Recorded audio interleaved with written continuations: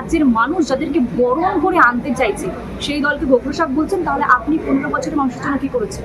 আসলে কি বলুন তো, যখন মানুষের কাছে জবাবদিহি করবার মতো কোনো উত্তর ওনার কাছে নেই, যখন মানুষের কাছে উন্নয়ন তুলে দেবার মতন কোনো কথা ওনার কাছে নেই, তখন উনি রাজ্যের বিরোধী দলকে ভয় পেয়ে এই ধরনের শব্দগুলো দিয়ে আক্রমণ করার চেষ্টা করছেন। বারংবার উনি ওনার কার্যকলাপের মধ্যে থেকে পরিষ্কার করে দিয়েছেন যে ভারত রাষ্ট্রের সাথে পশ্চিমবঙ্গ রাজ্যের যুদ্ধ ঘোষণা করে দিয়েছেন।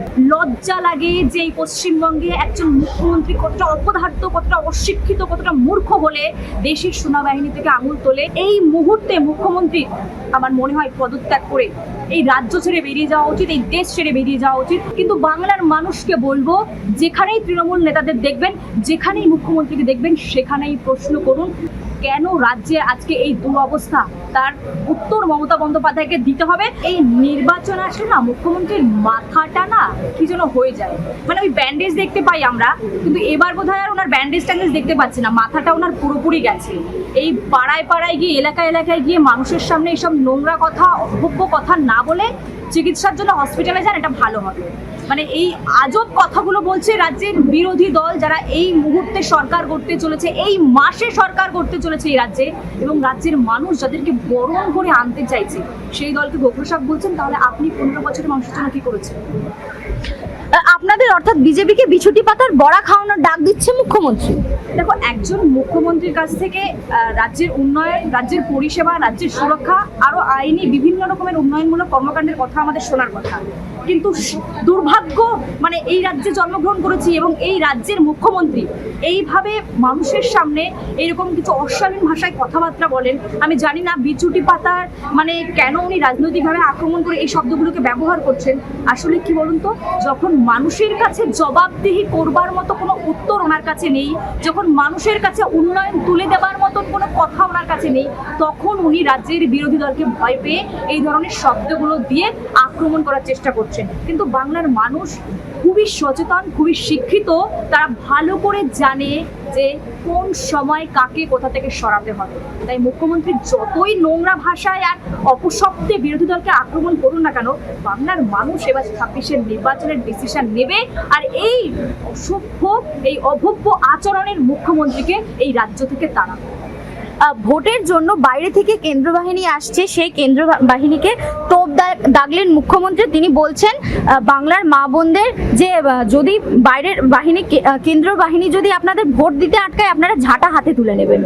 দেখো, প্রথমেই বলি, বারংবার উনি ওনার কার্যকলাপের মধ্যে থেকে পরিষ্কার করে দিয়েছেন যে ভারত রাষ্ট্রের সাথে পশ্চিমবঙ্গ রাজ্যের যুদ্ধ ঘোষণা করে দিয়েছেন।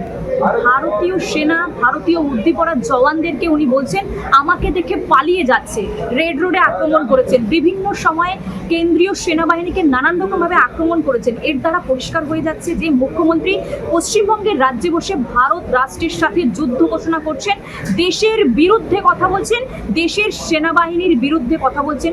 সেই সেনাবাহিনী যারা বর্ডারে দাঁড়িয়ে থেকে দেশকে সুরক্ষা দেয়, সেই সেনাবাহিনী যারা দেশের 140 কোটি মানুষকে রাতে নিশ্চিন্তে ঘুমাবার জন্য সুরক্ষিত দেশ রাখে, সুরক্ষা দেয়, সেই সেনাবাহিনীকে আক্রমণ করছেন রাজ্যের মুখ্যমন্ত্রী। লজ্জা লাগে যে এই পশ্চিমবঙ্গে একজন মুখ্যমন্ত্রী কতটা অপদার্থ, কতটা অশিক্ষিত, কতটা মূর্খ হলে দেশের সেনাবাহিনী থেকে আঙুল তোলে, দেশের সাথে যুদ্ধ ঘোষণা করে। এই মুহূর্তে মুখ্যমন্ত্রী আমার মনে হয় পদত্যাগ করে এই রাজ্য ছেড়ে বেরিয়ে যাওয়া উচিত, এই দেশ ছেড়ে বেরিয়ে যাওয়া উচিত। কারণ যে দেশের সেনাবাহিনী রক্ষা করে সাধারণ মানুষকে, মুখ্যমন্ত্রী সহ সবাইকে, সেই দেশে কি করে একজন মুখ্যমন্ত্রী সেনাবাহিনীকে আক্রমণ? বিজেপির সবকিছুতেই সমস্যা, আপনাদের এত সমস্যা কেন বলুন তো? মুখ্যমন্ত্রী ছবি আঁকছে তো আপনারা বারবার বলছেন সমস্যা দেখা দিচ্ছেন বলছেন। দেখো, সমস্যা আমাদের কোনো কিছুতেই ছিল না, কিন্তু যদি উনি বলেন সমস্যা আছে, তাহলে বলবো হ্যাঁ সমস্যা আছে। কারণ বাংলার মানুষ যখন 15 বছর আগে ওনার উপর বিশ্বাস করে ওনাকে আস্থা রেখে ক্ষমতায় এনেছিল, তখন বাংলার মানুষ চেয়েছিল একটা সুরক্ষিত, সুন্দর, নির্মল, সোনার বাংলা। বাংলার মানুষ চেয়েছিল ঘরে ঘরে চাকরি হবে, শিল্প হবে, কলকারখানা হবে, নারীদের সুরক্ষা হবে। কিন্তু মুখ্যমন্ত্রী 15 বছর কে দিয়েছে? কিছুই দিতে পারেননি। দিকে দিকে আরজিকর ঘটছে, কসবা ল কলেজ ঘটছে, পাঁশকুড়ার হসপিটালে ধর্ষণ হচ্ছে, দিকে দিকে নারীদের অসুরক্ষা, চাকরি নেই, বাজার দরে, কেজি দরে চাকরি বিক্রি করে দিয়েছে, চাকরির বাজার খুলে নিয়ে বসে দিয়েছে। রেশন দপ্তর থেকে বন দপ্তর, প্রতিটা দপ্তরে দুর্নীতি করেছে। তাই মুখ্যমন্ত্রী এইরকম কথা অনেকবারই বলবেন, কিন্তু বাংলার মানুষকে বলবো, যেখানেই তৃণমূল নেতাদের দেখবেন, যেখানেই মুখ্যমন্ত্রীকে দেখবেন, সেখানেই প্রশ্ন করুন বাংলার নারীদের নিরাপত্তা আজ কোথায়? কেন বাংলায় মুখ্যমন্ত্রীর শাসন আমলে কেন নারীদের নিরাপত্তা নেই? কেন রাজ্যে আজকে এই দুরবস্থা?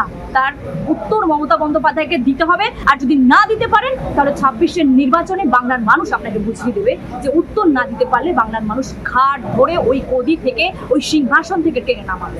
বিজেপি এলে কি নারী সুরক্ষা বাড়বে? একদম। আমরা বারবার বলছি যে মুখ্যমন্ত্রী, মহিলা মুখ্যমন্ত্রী, সে রাজ্যের নারীদের সুরক্ষা দিক, আর না দিতে পারলে সরে দাঁড়ায়। কিন্তু বিজেপি পশ্চিমবঙ্গে আসলে আর একটিও আরজিকর ঘটবে না, আর একটিও কসবা ল কলেজ ঘটবে না। কারণ কসবা ল কলেজে যে ছেলেটি এবং যে ছেলেগুলোর দ্বারা যে বোনটি গণধর্ষিত হয়েছিল, তারা তৃণমূল কংগ্রেসের ছাত্র পরিষদের নেতা ছিল।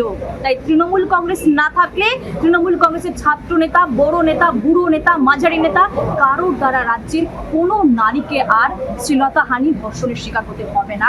এই গ্যারান্টি বিজেপি সরকার দেবে, এই গ্যারান্টি আমরা দেবো পশ্চিমবঙ্গে। বাংলার নারীদের সুরক্ষা নিশ্চিত করতে পারবে একমাত্র নরেন্দ্র মোদীর সরকার, একমাত্র বিজেপির সরকার। আপনি কিছুক্ষণ আগে বললেন চাকরির কথা, কিন্তু মুখ্যমন্ত্রী যে বলছে তিনি 40% বেকারত্ব কমিয়ে দিয়েছেন। কোথায়? যদি 40% বেকারত্ব কমিয়ে দেবেন, তাহলে প্রতিদিন যেভাবে আমরা দেখছি 1000 দিন, 6 মাস, 8 মাস ধরে যে সমস্ত শিক্ষকরা রাস্তায় বসেছে, তারা কেন রাস্তায় বসে?